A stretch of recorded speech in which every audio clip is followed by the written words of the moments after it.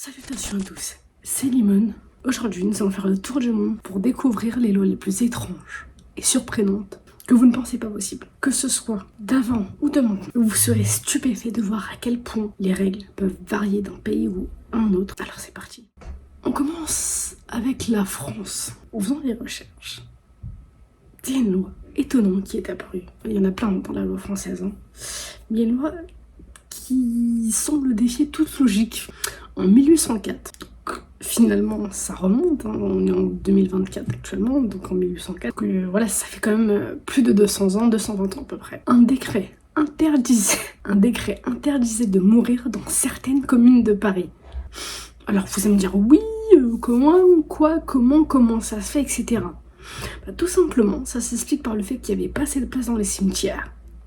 Et que justement, vu qu'il y a un manque de place, ils ont mis en place cette loi.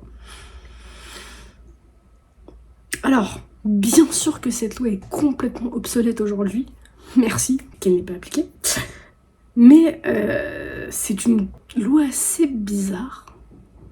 Et je crois que le mot est faible. Le saviez-vous? À Singapour, c'est une loi très intéressante, à Singapour, la loi interdit la vente et l'importation de chewing-gum depuis 1992. Pourquoi pas?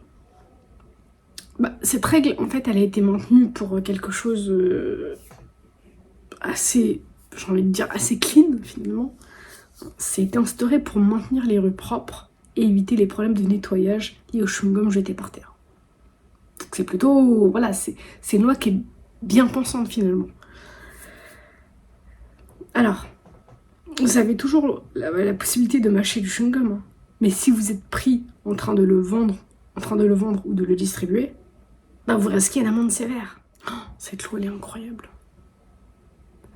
Ça se passe en Russie. En Russie, fut un temps, ce n'est plus d'actualité, mais en Russie, fut un temps, il était illégal de ne pas avoir de moustache dans certaines circonstances historiques. Bien que la loi ne soit plus en vigueur, donc voilà, elle est vraiment plus en vigueur, elle date de l'époque de Pierre le Grand, qui voulait moderniser la Russie, et du coup qui avait imposé une taxe sur les moustaches. Donc ce qui voulait dire que les hommes sans moustache, entre guillemets, étaient perçus comme non conformes aux nouvelles normes. C'est assez marrant, genre. Non, c'est pas drôle, mais c'est assez marrant. Ah là là, sacré Philippe. Ça s'appelle pas comme ça. Sacré Pierre. En Suisse, oui, le pays le plus neutre de la planète, en Suisse, il est interdit de marcher en maillot de bain en dehors des zones de baignade désignées. Alors ça peut sembler étrange, mais, il y a un très très bon argument derrière. La préservation du respect de la décence publique, ça c'est un, et ça évite les comportements inappropriés dans les lieux non adaptés à la baignade. Argument, celle-ci est très intéressante. Ça concerne l'Alabama. Mais si je vous dis ce qui va avec, vous allez me dire, bon, un peu bizarre. L'Alabama et les éléphants. Oui, vous avez bien entendu, il n'y a pas d'erreur. Il n'y a vraiment pas d'erreur. Dans l'état de l'Alabama, donc aux États-Unis, il est illégal de posséder un éléphant sans licence spéciale. Alors, certes, l'Alabama c'est grand, mais quand même avoir un éléphant chez soi, faut en parler quoi. En vrai de vrai, ce qui est encore plus étrange, c'est qu'une loi non appliquée stipule que les éléphants doivent être tenus en laisse lorsqu'ils sont dans les lieux publics. Après, l'explication, elle est simple, elle est toute simple. L'Alabama, on sait que c'est un pays vieux comme le monde. Voilà, c'est un pays vieux. Enfin, ça, c'est un pays historiquement qui a du poids. Et cette loi remonte justement à une époque où il y avait des spectacles d'animaux et que c'était ultra fréquent. Donc se balader avec un éléphant, ça faisait partie du jeu. Alors, celle-ci, elle concerne les amateurs de félins. Alors, par félin, ici, dans ce cas-là, j'entends les chats. Et c'est pour la Norvège. En Norvège, il existe une loi concernant les chats. Enfin, plutôt concernant les propriétaires de chats. Il est interdit de laisser errer son chat librement dans certaines villes, dans les rues de certaines villes, pour justement éviter les problèmes de surpopulation féline. Ah ouais, ouais.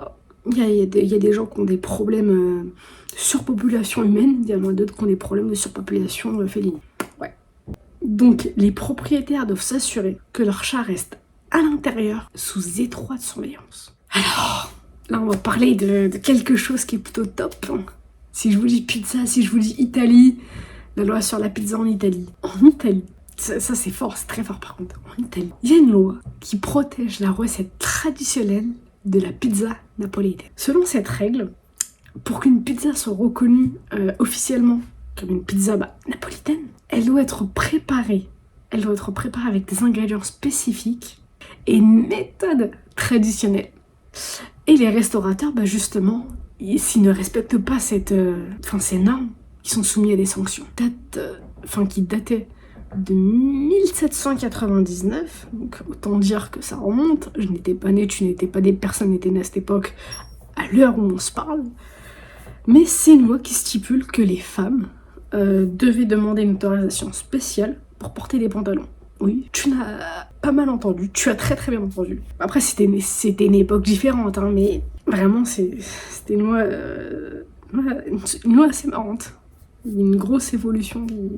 Enfin bref, bien que cette loi ne soit plus appliquée aujourd'hui, ça reflète comme les normes vestimentaires et l'évolution qu'il y a eu entre l'époque et maintenant. Elle a été abrogée quand même en 2013, donc ça veut dire que c'est finito, mais c'est flippant de voir des lois pour ce genre de choses.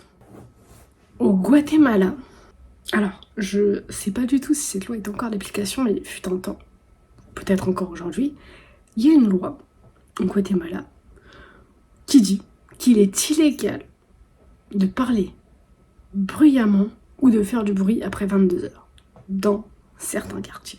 Après, c'est plutôt top comme type de loi, vu que ça évite les nuisances sonores, et il y a un bon déroulement, ça garantit le calme dans le quartier. Mais c'est une loi c'est peu commune, vu que on est à une époque où on adore faire la fête. Tiens, cette fois-ci, allons au Japon. Il est interdit de sauter en public à certains endroits, comme des gares ou des lieux publics bondés. Cette loi, elle est très simple, hein. Elle est très simple. Elle permet d'éviter des perturbations dans des endroits qui sont déjà encombrés, finalement. Alors, je ne sais pas si cette loi est encore d'actualité, mais ça se passe à Hawaï, à Waikiki, où il y a une loi qui interdisait de jouer au frisbee. Je voulais juste avec ça. Voilà, vous avez maintenant encore plus de lois étranges et fascinantes à travers le monde. Les différences culturelles et historiques nous montrent à quel point les lois peuvent être uniques et même parfois amusantes. Si vous avez aimé cette exploration de règles bizarres, n'oubliez pas de liker, de vous abonner, de cliquer sur la cloche pour être informé à chaque sortie de vidéo, de partager vos lois les plus étranges dans les commentaires.